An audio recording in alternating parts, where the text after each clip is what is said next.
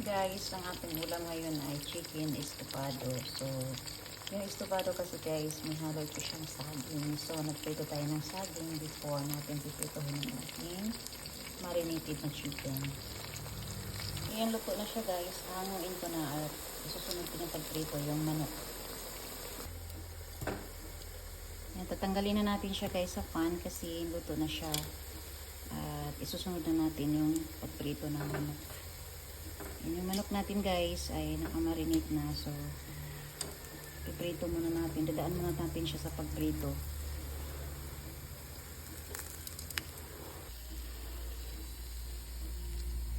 So isunod natin yung pagprito ng chicken na namarinate na natin.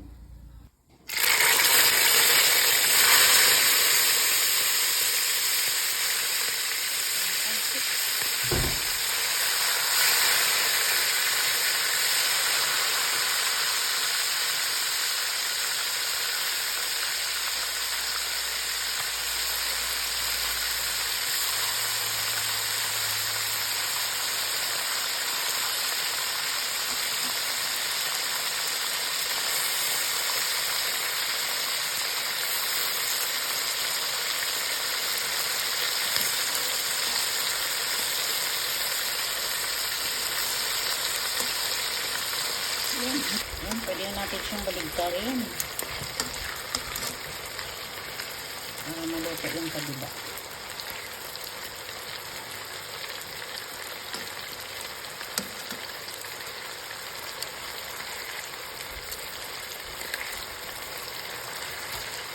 Sarap, perfect na ulam para sa atin naman.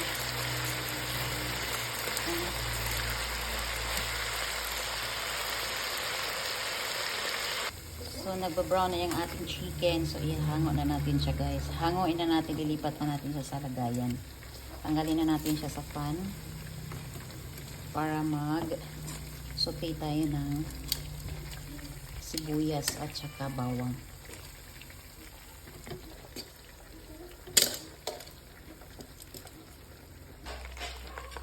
So, ilalagay na natin yung ating sibuyas at saka yung ating bawang.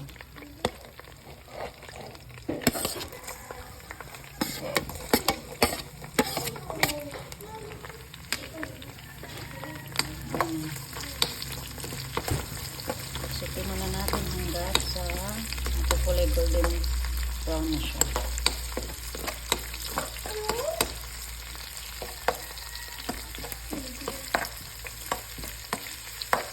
So, iyan, ipukulay brown na po yung ating mga sahog. Ay lalagay na natin yung ating pinipritong chicken.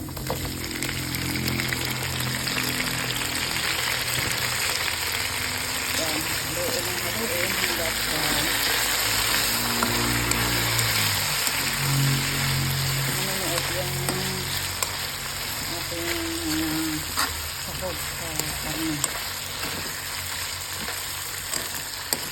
Mix well, combine well. Yan, sumarap yung ating karne. So, i-add natin guys yung marinated na sauce natin.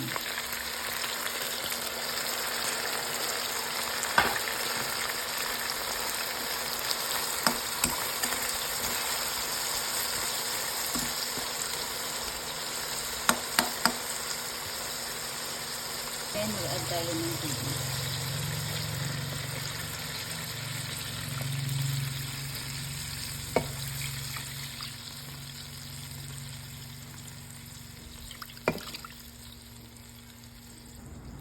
So, takpan natin siya ng 20 minutes hanggang sa ito ay lumambot.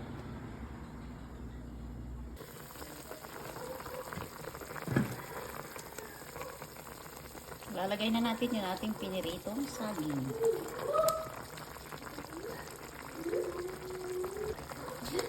Halo natin.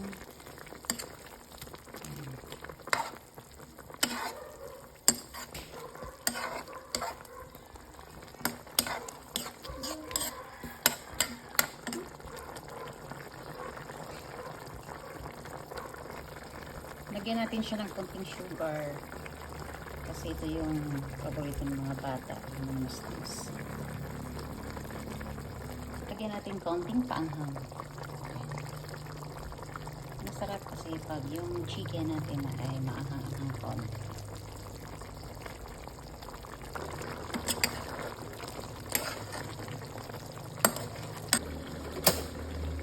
Ayan, ready to serve na po yung ating chicken estofado. Ayan, ready to serve na po siya, guys. Ayan.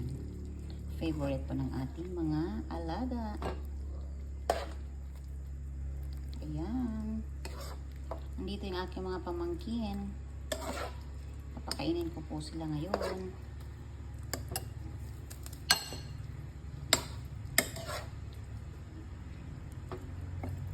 Ayan.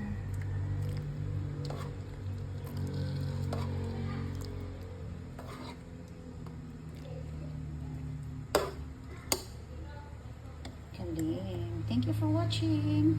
Ready to serve na po yung ating ulam.